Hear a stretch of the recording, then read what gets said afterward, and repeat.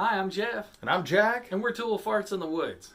What are we doing today, Jeff? Well, we're not in the woods today. We're in my shop because I have become a new collector of Swiss Army knives. Actually, I'm trying to collect old Swiss Army knives, but I'm the new collector. You get it. He's a little bit of a pack rat. Yeah, and I wanted to make a case to hold them in, to keep them safe and kind of out of the way. And I don't know how many I'm going to get. I know how many my wife wants me to get. She said stop, but I'm not going to do that. So that's what we're going to do. I went to the cigar shop to get some cigars, and he blessed me with 2 or 3 boxes. We're going to try them out, see which one works, and then make a case. Let's take a look at them. So I'm new to Swiss Army knives. I shouldn't be, because I had some when I was a kid, but I got rid of them all because I wasn't really into it. But I love them now. This one I just got. This is the Recruit Economy. It's an 85 millimeter. And then I've got some rare ones here. This is the Salesman. Can't really find that one in a lot of places. What makes it different? Well, it's not made anymore. It's basically like an 84 millimeter version of the Tinker Super Tinker. Super Tinker. What makes it the Salesman? What are its? Oh, okay. I see what you mean. So we've got a knife and another knife here. So that's pretty standard. These are also standard. You've got your can opener and your small screwdriver, your bottle opener, your bigger screwdriver, and your wire stripper. And then you've got a pair of scissors, which makes that kind of unique. And then on the back, you only have an awl and a Phillips screwdriver.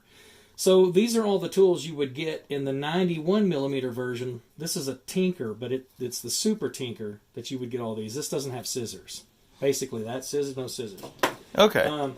The Explorer, it has a magnifying lens that makes it a little bit different. Oh, that's kind of neat. And it has a screwdriver that opens so that you can actually use this like a screwdriver, like that. Oh, so that's different. And then I got this big boy here, this 111 millimeter. It's called the Forester. And the thing I like about it is it comes with a good size saw. So you can really do some good work with that. And so, as I said, I'm new to this. This is a pre-1991 or 1980s Huntsman. So that's about a 30 or 40-year-old knife. This is the Woodsman, which is also very old. The Explorer, this predates 2009 because it has that color magnifying lens. So it's now getting pretty old. And the Salesman, as I said, is very hard to find. You can't really... I don't know why they call it the Salesman. I don't know why they name these what they name. They just do. And I like these. My wife says, stop, you've probably got enough knives. And I'm like, you can never have too many knives. So the idea today is to take one of these cigar boxes, either the Fat Bottom Betty, or the Deadwood Sweet Jane box, or the Toro box, and put them in it and make some kind of case for it. And so that's what I'm going to do next. So what I forgot to mention is I have another one coming. So the box has to accommodate at least 8. And I think after trying these out, this one's too deep. So I don't think I'm going to use that. I think I'm going to use this one. It's a good depth. And it's a good... It can hold enough to have a nice, good-looking display. They're evenly spaced. And I can reach in and grab whatever I want pretty easy. The only problem is... Hear that? I don't want my knives to do that. So we have to fix that. You got any foam? Well, I do. I have a piece here. Oh, that looks pretty good. And I have another piece here. Oh, that egg crate's nice. Yeah, I'm thinking I might use the egg crate. This right here, it's got the little bits that you can pull out, but it's a little too thick for this, and cutting that in half wouldn't work very well. This one you could probably cut the tips off, and oh, that's a good idea. Yeah. So cut these flat, like with some scissors or something to kind of... Yeah. Okay. All right. Well, I think I'm going to start with maybe figuring out how I want them to sit in the box, and I think maybe this is a great configuration. And then I'm just going to draw them out on here, and cut it to size. Cut it to size. And I think I'm going to do them one at a time. All right. All right. First, I need to cut this to the size of the box. So I'm going to do that. Actually, yeah, I need to get those out. Oh, be careful. Don't drop.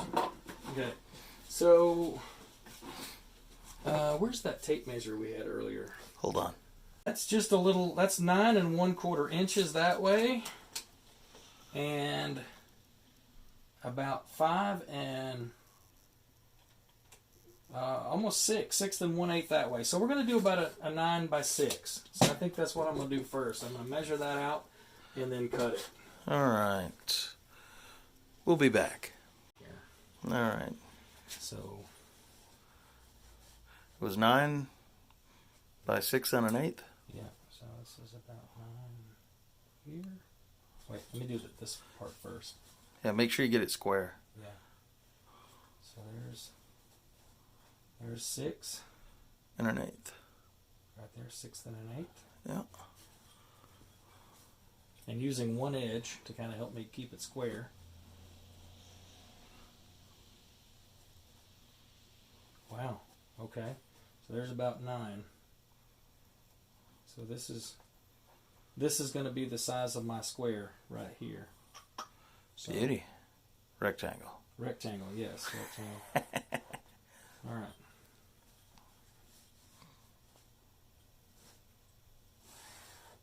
All right. Okay. It looks off in the video, but it actually is square. Yeah. It's just the angle of the camera that makes it look off, I promise. Okay. Thanks for letting them know, because I couldn't see the camera angle. And they're going to be like, that's not square. These scissors cut this foam nicely. And since this is just a major cut, I don't need to do any specific. I'm just going to use scissors. I'll use probably a razor to cut out the shapes of the knives to let them rest in it.